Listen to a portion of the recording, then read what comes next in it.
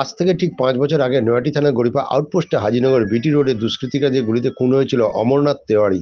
পুত্র আশু তেওয়ারিকে খুন করতে এসে তারা বাবাকে গুলি করে খুন করেছিল দুষ্কৃতিকারীরা।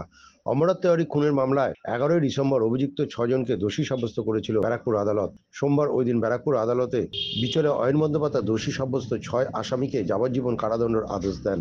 যাদের সাজা হলো তারা শ্যামবিহারী যাদব, আমোদ চৌধুরী, অনিল যাদব, চন্দন যাদব, অমর চৌধুরী ও অমিত রায়। পেশায় গাড়ি চালক অমরনাথ তেওয়ারি খুন হয়েছিল ২০১৯ সালে ৯ আগস্টের রাতে। তবে আদালতের রায়ে বেজায় খুশি নিহত পরিবার। মৃতের পরিবারের দাবি, আইন ও প্রশাসনের প্রতি তাদের আস্থা বাড়ল। প্রশাসন যদি সক্রিয় হয় তাহলে অপরাধীরা মাথা তুলতে পারবে না। আপনার বাবা খুন হয়েছিল একজন আততায়ীর হাতে এবং কালকে তার সাজা ঘোষণা হলো। ৬জন আসামির কিন্তু যাবজ্জীবন কারাদণ্ডে দণ্ডিত করলো। কতটা খুশি আপনি? আমরা অনেক খুশি আছি।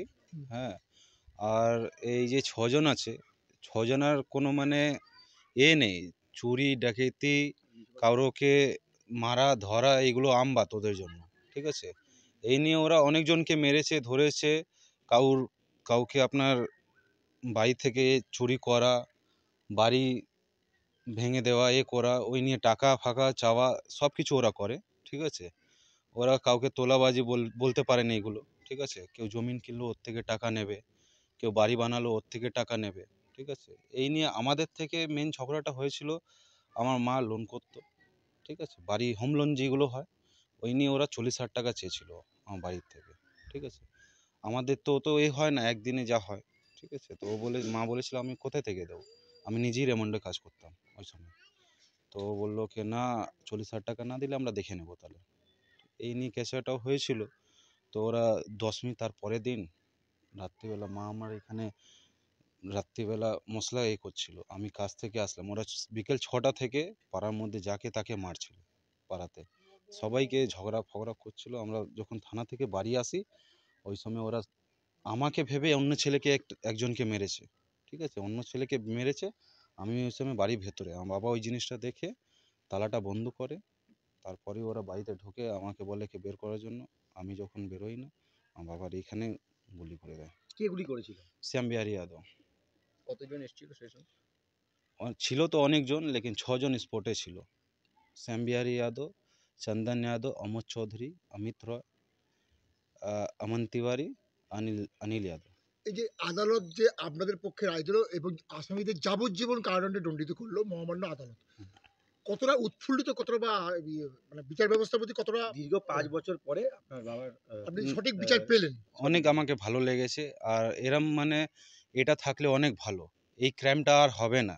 যদি এই কানুন থাকে তাহলে এরম ক্রাইম কোনো দিনই হবে না। কারো বাড়ি থেকে কেউ হবে না, কোনো দিনই এই জিনিস হবে না, ঠিক আছে। এই নিয়ে আমাদের অনেক খুশি আছি কি আদালত আমাদেরকে একটা করলো।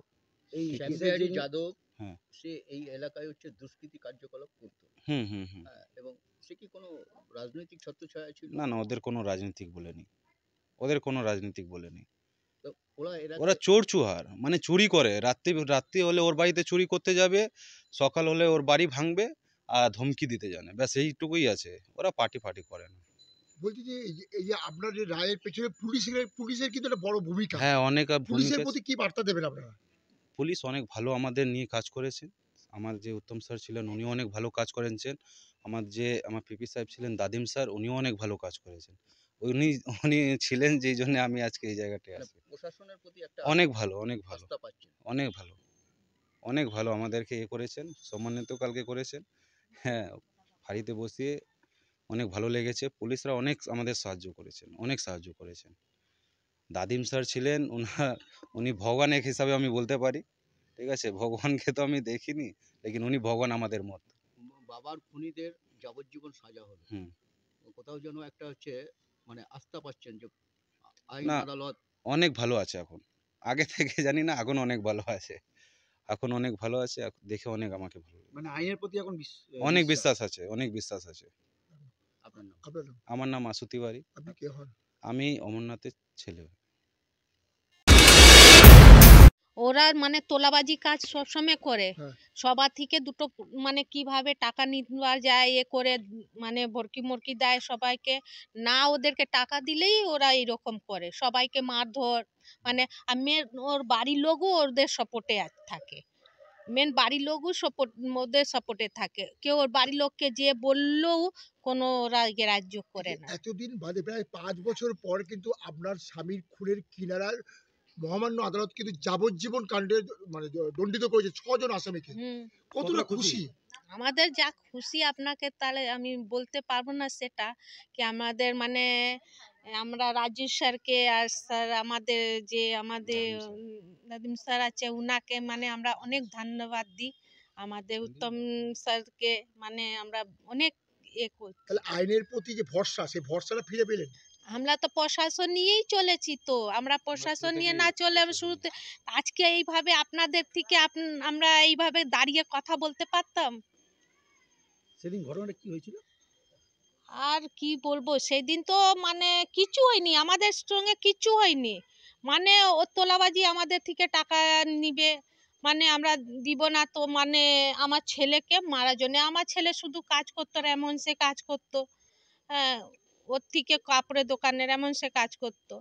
তারপর একে মারার জন্যে ওরা ঘোরাঘুরি করছিল তখন। হ্যাঁ, একটা আমাদের সামনে ঘর ছিল ওই ছেলেকে মেরেছে ওরা। তারপর ওর বাবা শুনেছে চেঁচামেচি, ওর বাবা আমি মশলা বাটছিলাম, ওর বাবা এসে আমাকে বলল কি তুমি ভিতরে গেটটা বন্ধ করে এসেছে। আমি ওর বাবা ওইখানেই দাঁড়িয়ে আছি, দেখছি ছেলেটাকে মারছে কিভাবে। আমরা ঘরে ওর গেট দিচ্ছে ওর বাবা। গেট দিয়ে এরকম ঘুরেছে, এসে গালাগালি করে বলছে ছেলেকে বাইরে করো নাহলে ওরা ওই গুলি চালিয়ে দিয়েছে। একজনা তো আমাকে মেশিন ঠেকিয়েছিল, চন্দন যাদব। আজ সেই দিনই। ওই দিনই আর দীর্ঘ ৫ বছর পরে সাজা ঘোষণা হয়েছে। হ্যাঁ। আপনার নাম? কিরণ তিওয়ারি।